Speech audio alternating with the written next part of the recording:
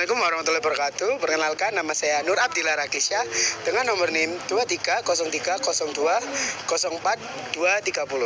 Halo, perkenalkan nama saya Fani Gita Trisdayanti dengan NIM 23030204 250. Nama saya Oktavia Dugasmadi dengan nomor NIM 23030204 243. Perkenalkan, nama saya Intan Arni Aminin dengan NIM 23030204 239. Perkenalkan, nama saya Ora Selsabila Putri dengan NIM 23030204 233. Perkenalkan, nama saya Muhammad Arik Farudin dengan NIM 23030204 258. Mau tanya, untuk bahasa sehari-harinya itu menggunakan bahasa apa ya, Kak? Bahasa Madura dan bahasa Indonesia. Biasanya pakai bahasa Indonesia sama bahasa Jawa. Bahasa Indonesia. Bahasa Indonesia sih lebih tepatnya. Tapi ada beberapa juga di Samarinda itu menggunakan bahasa Banjar. Bahasa Jawa, kadang kalau sama teman juga kadang bahasa Indonesia. Iya, sama. Kita biasanya menggunakan bahasa Indonesia, tapi biasanya karena banyak teman dari daerah Jawa, jadi kita menggunakan bahasa Jawa. Bahasa Jawa dan juga bahasa Indonesia. Apakah kakak tahu sejarah bahasa Indonesia? Enggak. Kurang lebihnya saya tahu. Tahu? Tidak. Kurang tahu nggih? Iya, kurang tahu. Kurang tahu. Ini bisa dijelaskan sedikit? Asal-usul bahasa Indonesia adalah bahasa dari bahasa Melayu yang dulunya dibawa oleh para penjajah dari Belanda. Bahasa dan manusia merupakan suatu kesatuan yang tidak dapat dipisahkan. Bahasa hadir dalam kelompok masyarakat sebagai wujud adanya interaksi sesama manusia. Bahasa mempermudah manusia dalam melakukan segala hal di kehidupannya. Negara Indonesia menggunakan bahasa Indonesia sebagai bahasa resminya, yang berarti digunakan sebagai sarana komunikasi yang diutamakan melalui sudut pandang sejarah panjang dalam pembentukannya. Sejarah dan lahirnya bahasa Indonesia. Bahasa Indonesia adalah bahasa resmi Negara Kesatuan Indonesia. Sebelum menjadi bahasa resmi, bahasa Indonesia mengalami banyak perkembangan melalui sudut pandang linguistik. Bahasa Indonesia berasal dari bahasa Melayu yang menjadi lingua franca atau bahasa persatuan di Nusantara saat itu. Bahasa Melayu telah ada di kawasan Asia dan terutama di Asia Tenggara sejak abad ke-7. Pada zaman Kerajaan Sriwijaya, bahasa Melayu digunakan sebagai bahasa kenegaraan. Penggunaan bahasa Melayu juga dapat dibuktikan dengan adanya prasasti Talang Tuo di Palembang dan prasasti Karangberahi di Jambi yang ada sejak tahun 680-an. Ejaan resmi bahasa Melayu pertama kali disusun oleh C.H. Van Ophisyan, Muhammad Thoyyib Sultan Ibrahim, dan Nawawi Sultan Makmur yang dimuat dalam kitab logat Melayu pada tahun 1801. Pada awal abad 20, pemerintah Hindia Belanda datang ke Indonesia.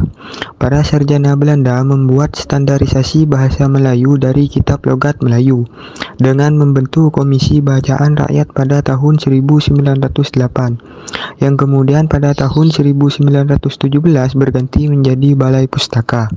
Melalui Balai Pustaka Sastrawan, Indonesia dapat menerbitkan karya mereka yang terkenal dengan bahasa Melayu sepeteng novel Siti Nurbaya dan Salah Asuhan. Keberadaan bahasa Melayu di Indonesia dapat dilihat juga pada persiapan Kongres Pemuda tahun 1926.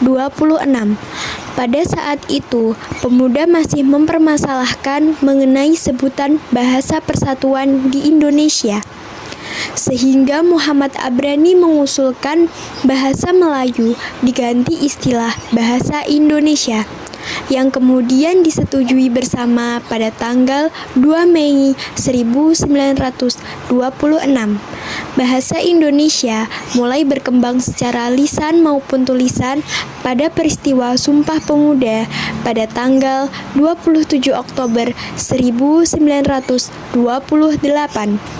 Pada saat itu, pemuda dari berbagai pelosok Nusantara berkumpul dalam kerapatan pemuda dan berikrar. 1. Bertumpah darah yang satu, tanah Indonesia. 2. Berbangsa yang satu, bangsa Indonesia. 3. Menjunjung bahasa persatuan, bahasa Indonesia. Ikrar Sumpah Pemuda inilah yang dikenal dengan Sumpah Pemuda. Bahasa Indonesia diubah menjadi bahasa negara melalui Undang-Undang Dasar 1945 Bab 15 Pasal 36 pada tanggal 18 Agustus 1945 disebutkan bahwa bahasa negara ialah bahasa Indonesia. Bahasa Indonesia diresmikan sebagai bahasa negara setelah proklamasi kemerdekaan Indonesia, yaitu pada tanggal 18 Agustus 1945. Pada tahun 1947, bahasa Indonesia semakin berkembang dengan ditandai adanya penetapan ejaan Republik atau ejaan Suwandi, atau menggantikan ejaan Van Ophusen pada tahun 1910. Pada tahun 1972, bahasa Indonesia mengalami perbaikan ejaan kata-kata. Perbaikan itulah yang dinamakan ejaan bahasa Indonesia, yang disempurnakan atau disebut EYD. Ejaan ini diresmikan pemakaiannya pada tanggal 16 Agustus 1972. Peresmian ini dikuatkan dengan keputusan Presiden nomor 57 tahun 1972. Pada tahun 2015 telah ditetapkan Permendikbud nomor 50 tentang Pedoman Umum Ejaan Bahasa Indonesia atau disebut BUEB. Lalu, pada tahun 2016 berkembang Bahasa Indonesia atau EBI yang diterbitkan oleh Badan Pengembangan dan Pembinaan Bahasa Kementerian Pendidikan dan Kebudayaan. Pergantian ejaan yang benar disempurnakan atau EYD di tahun 1972 dan penerbitan Pedoman Umum Bahasa Indonesia atau PUEBI pada tahun 2015. Yang kedua, diselenggarakan Kongres Bahasa Indonesia 1 sampai dengan 10 yang dilaksanakan di Solo, Medan, dan juga Jakarta. Peristiwa-peristiwa kebahasaan yang ketiga yaitu diselenggarakan Seminar Politik Bahasa Nasional yang dilakukan sebanyak 3 kali di tahun 1975, 1999, dan tahun 2015. Yang keempat adalah penerbitan Peraturan Presiden Republik Indonesia Nomor 63 Tahun 2019 tentang penggunaan bahasa Indonesia. Bahasa Indonesia memiliki sejarah panjang dalam pembentukannya. Bahasa Melayu yang menjadi cikal bakal bahasa Indonesia berperan penting, sehingga sampai saat ini bahasa Indonesia berkembang dengan pengayaan kosakata baru, melalui penciptaan maupun penyerapan dari bahasa daerah dan bahasa asing. Selain bahasa Melayu, beberapa peristiwa penting dalam pengembangan bahasa Indonesia juga berperan seperti Sumpah Pemuda, perbaikan ejaan kata yang dinamakan Ejaan Bahasa Indonesia yang disempurnakan Pedoman Umum Ejaan Bahasa Indonesia atau PUEBI, Kongres Bahasa Indonesia di beberapa kota, dan penyelenggaraan seminar politik bahasa nasional.